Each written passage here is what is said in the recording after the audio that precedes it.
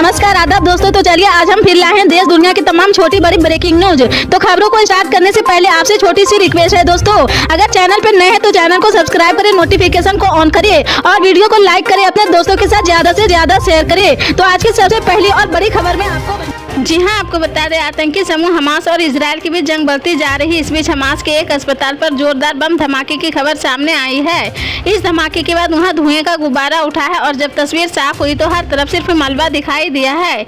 इसके हर तरफ लोगों की चीख पुकार सुनाई दे रही थी। बताया जा रहा कि बम धमाके में 500 लोगों की मौत हो गई है। हमास ने दावा किया कि इजरायली सेना की ओर से यह बम धमाका किया गया है। वहीं इजरायल ने खारिज कर दिया है। इजरायल के प्रधानमंत्री बेंजामिन नेतन्याहू ने कहा कि इजरायली सेना ने अस्पताल पर बम धमाका नहीं किया है। उन्होंने कहा कि पूरी दुनिया को पता होना चाहिए कि गाजा में जो बर्बर हमला हुआ है उसे आतंकवादियों ने अंजाम दिया है। इजरायली सेना ने हमला नहीं किया है। जिन लोगों ने हमारे बच्चों की बेरहमी से हत्या की है वे अपने बच्चों की भी हत्या करते हैं। सपा नेता अब्दुल्ला आजम के 2 जन्म प्रमाण पत्र केस में सपा महासचिव आजम खान, उनकी पत्नी तजीन फातिमा और बेटे अब्दुल्ला आजम को 7 साल की सजा देकर कोर्ट ने जेल भेज दिया है। आजम खान के परिवार को रामपुर कोर्ट से यह बड़ा झटका लगा है। कोर्ट ने अब्दुल्ला आजम खान और तजीन फातिमा को 2 जन्म तिथि केस में दोषी करार देने के बाद की सजा के लिए दोपहर बाद का समय तय किया था।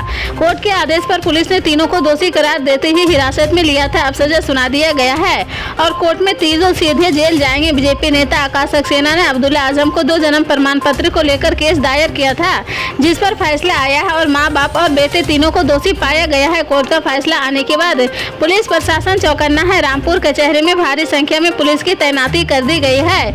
आजम खान पिछले साल मई में 27 महीने जेल में रहकर सुप्रीम कोर्ट से मिली जमानत पर बाहर आए थे। उस समय उन पर 88 केस दर्ज थे।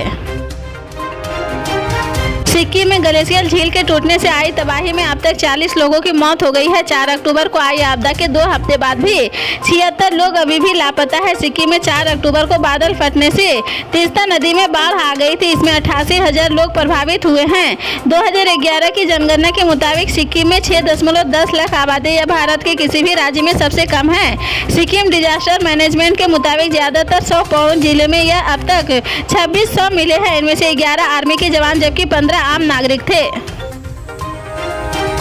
मोदी सरकार ने दिवाली और दुर्गा पूजा से पहले केंद्रीय कर्मचारियों और किसानों को बुधवार को बड़ी राहत दी है। सरकार ने 4% महंगाई भत्ता बढ़ाने का ऐलान किया है।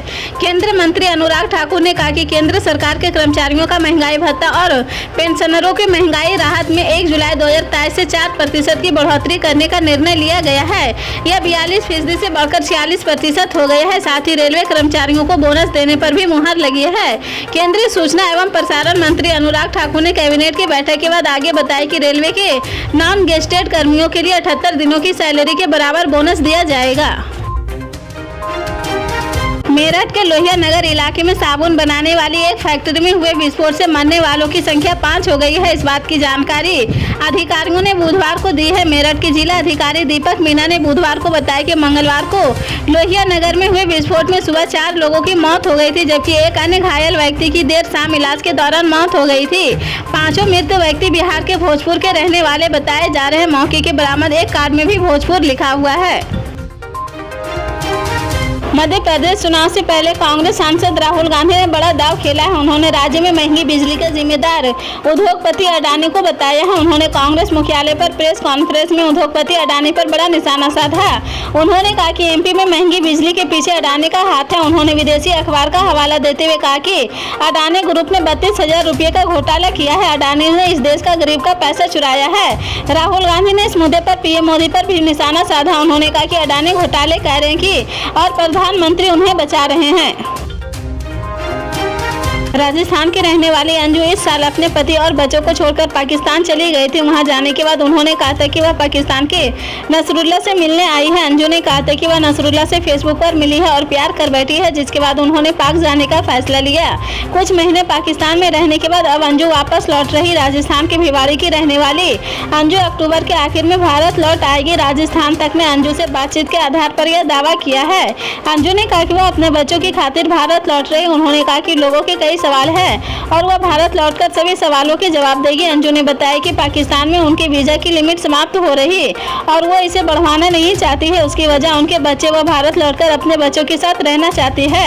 उन्होंने साफ किया कि पति से उनका संबंध खत्म हो चुका है, वह सिर्फ बच्चों के लिए आ रही है।